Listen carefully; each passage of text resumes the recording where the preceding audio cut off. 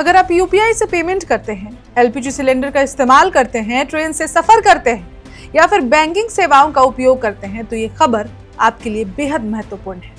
1 जून 2026 से देश भर में कई बड़े बदलाव लागू हो चुके हैं। इनमें यूपीआई पेमेंट के नए सुरक्षा नियम, एलपीजी कनेक्शन से जुड़े बदलाव, पेट्रोल डीजल पर नई व्यवस्था, बैंकिंग नियमों में संशोधन और रेलवे से जुड़े कुछ नए प्रावधान शामिल हैं। इनमें से कुछ बदलाव आपकी जेब पर सीधा असर डाल सकते हैं, जबकि कुछ का मकसद आपकी सुरक्षा और सुविधा बढ़ाना भी है। तो आइए जानते हैं एक एक करके कि क्या क्या बदल गया है।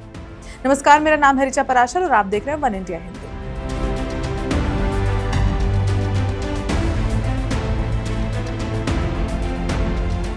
सबसे पहले बात करते हैं यूपीआई की। डिजिटल पेमेंट को और ज्यादा सुरक्षित बनाने के लिए नया नियम लागू किया गया है। अब किसी भी यूपीआई ट्रांजैक्शन से पहले पैसे पाने वाले व्यक्ति या फिर संस्था का बैंक में दर्ज आधिकारिक नाम स्क्रीन पर दिखाई देगा। यानी अब केवल यूपीआई आईडी देखकर पेमेंट नहीं करनी होगी, बल्कि पिन डालने से पहले ही आपको सामने वाले का वेरीफाइड नाम दिखाई देगा। इस बदलाव का उद्देश्य ऑनलाइन धोखाधड़ी और गलत खाते में पैसे भेजने की घटनाओं को कम करना है।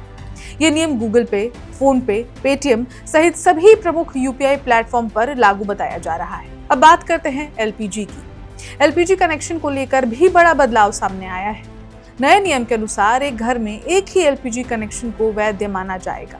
वहीं जिन उपभोक्ताओं के पास पीएनजी यानी कि पाइप्ड नेचुरल गैस कनेक्शन है, उन्हें निर्धारित समय के भीतर एलपीजी कनेक्शन सरेंडर करने की व्यवस्था लागू करने को कही जा सकती है। कीमतों की बात करें तो 19 किलोग्राम वाले कॉमर्शियल सिलेंडर के दाम में बढ़ोतरी की गई है। हालांकि घरेलू 14.2 किलो वाले सिलेंडर की कीमतों में फिलहाल कोई बदलाव नहीं बताया जा रहा है, यानी कि होटल, रेस्टोरेंट और छोटे व्यवसायों पर इसका सीधा असर दिखाई दे सकता है। अब बात पेट्रोल और डीजल की। केंद्र सरकार ने पेट्रोल, डीजल और एविएशन टरबाइन फ्यूल यानी कि एटीएफ के निर्यात शुल्क में कटौती की है। हालांकि आम उपभोक्ताओं के लिए ये समझना जरूरी है कि ये बदलाव घरेलू पेट्रोल पंपों पर मिलने वाले ईंधन की कीमतों को सीधे प्रभावित नहीं करेगा। इसका फायदा मुख्य रूप से निर्यात करने वाली कंपनियों को मिलने की संभावना है। बैंकिंग सेक्टर में भी कुछ बदलाव हुए हैं।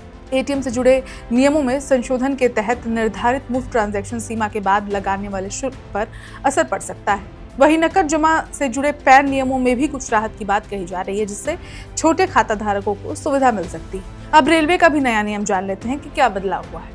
रेलवे यात्रियों के लिए वेटिंग लिस्ट प्रबंधन और विशेष ट्रेनों के संचालन में कुछ बदलाव किए गए हैं। इसका उद्देश्य भीड़ को नियंत्रित करना और यात्रियों को बेहतर यात्रा अनुभव देना बताया जा रहा है। इसके अलावा कुछ अन्य महत्वपूर्ण बदलाव भी लागू हुए हैं।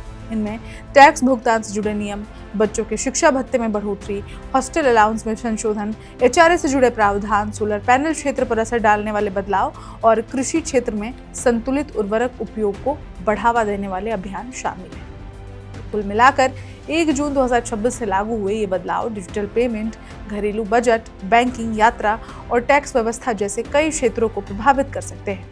ऐसे में जरूरी है कि आप इन नियमों की जानकारी रखें और जरूरत पड़ने पर संबंधित विभाग या आधिकारिक वेबसाइट से भी पुष्टि जरूर कर लें, ताकि आप फायदे में रहें। इस खबर में इतना ही। नई अपडेट्स के लिए देखते रहें one India Hindi. Subscribe to One India and never miss an update. Download the One India app now.